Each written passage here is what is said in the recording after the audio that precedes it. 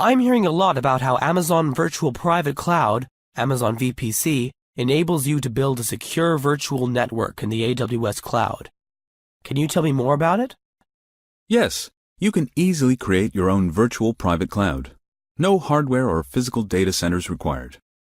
You can define your own network space and control how your network and the Amazon EC2 resources inside your network are exposed to the Internet. What sort of security options do I have over my virtual network?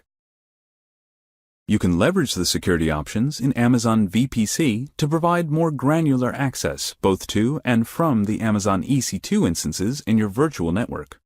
For example, you can create a public-facing subnet for your web servers that have access to the Internet, and place your back-end systems such as databases or application servers in a private-facing subnet with no Internet access. What if I don't want to connect my secure network to the Internet and want to restrict access to it only from within our corporate infrastructure? You can easily create a hardware virtual private network, VPN connection, between your corporate data center and your Amazon VPC, and then leverage the AWS cloud as an extension of your corporate data center. Interesting. Can you tell me more about the security features? Advanced features such as security groups and network access control lists can be used to enable inbound and outbound filtering at the instance level and subnet level. In addition, you can store data in Amazon S3 and restrict access so that it's only accessible from instances in your VPC. You can also choose to launch dedicated instances, which run on hardware dedicated to a single customer for additional isolation. How do I control the flow of data? VPC route tables give you the ability to control how your traffic is routed within your VPC, between subnets and to or from the Internet or your corporate data center. Can you tell me a little more? It is actually very simple to get started.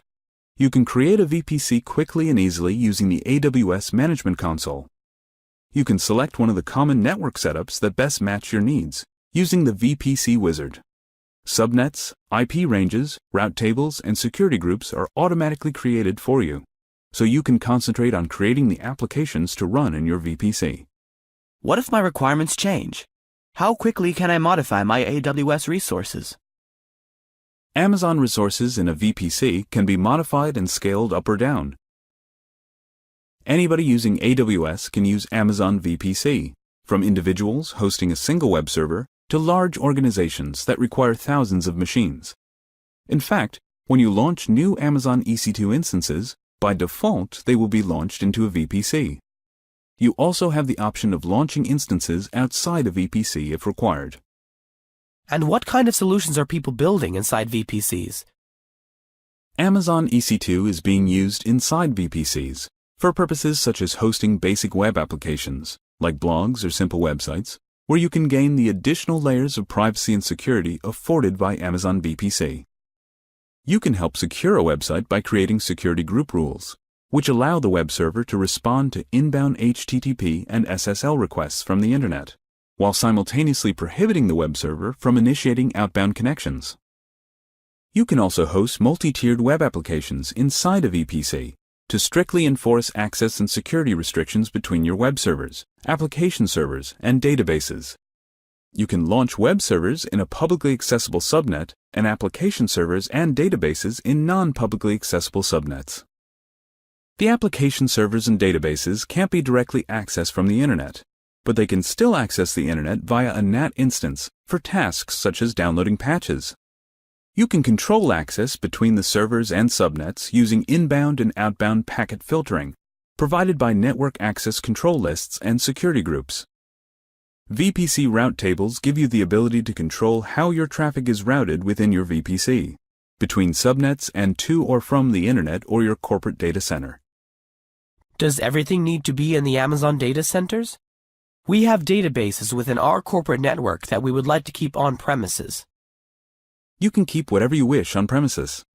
You can easily create a VPC where instances in one subnet, such as web servers, communicate with the Internet, while instances in another subnet, such as application servers, communicate with databases on your corporate network. An IPsec VPN connection between your VPC and your corporate network helps secure all communication between the application servers in the cloud and databases in your data center.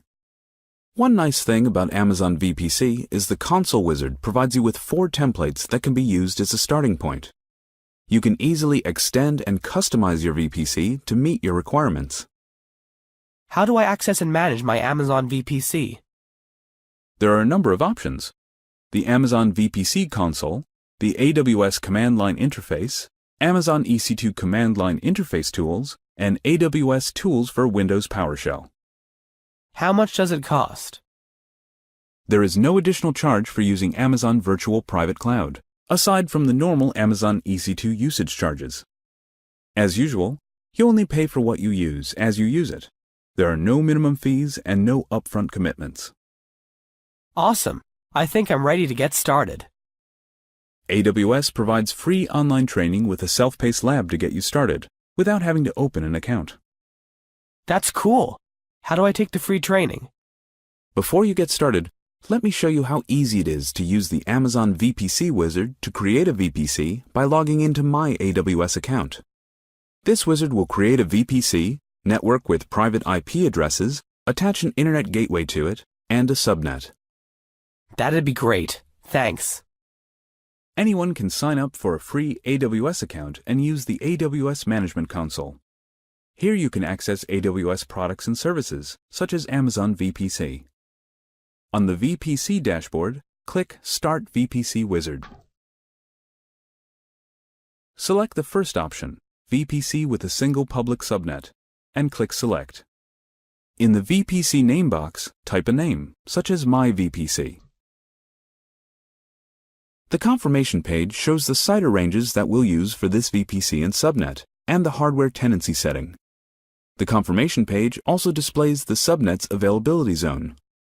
Leave the default settings unchanged and click Create VPC to create a VPC, Internet Gateway, subnet, and route table. When the work completes, a status window confirms that your VPC has been successfully created.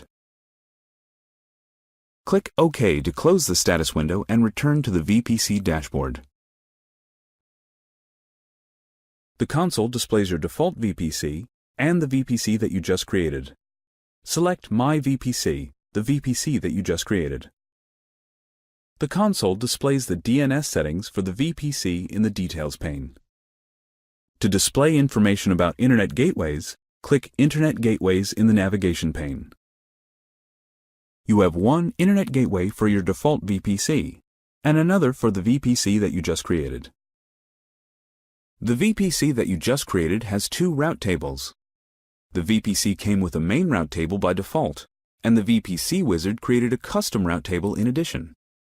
Your subnet is associated with the custom route table, which means that we use the routes in that table to determine how the traffic for the subnet flows.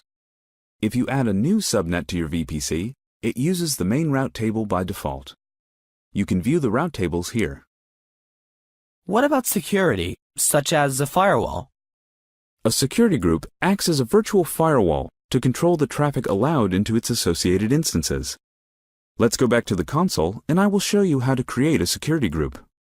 Open the Amazon VPC console. Click Security Groups in the navigation pane. Click the Create Security Group button. Populate the following fields. And then click Yes, Create. To add rules to the Web Server SG Security Group, select the Web Server SG Security Group that you just created. The Details pane includes a tab for information about the security group, plus tabs for working with its inbound and outbound rules.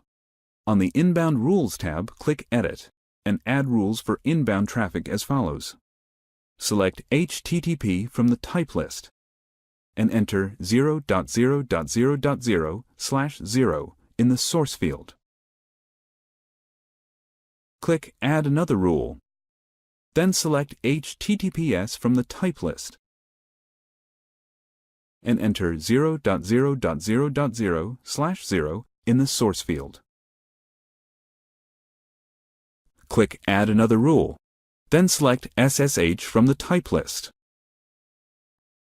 Enter your network's public IP address range in the source field.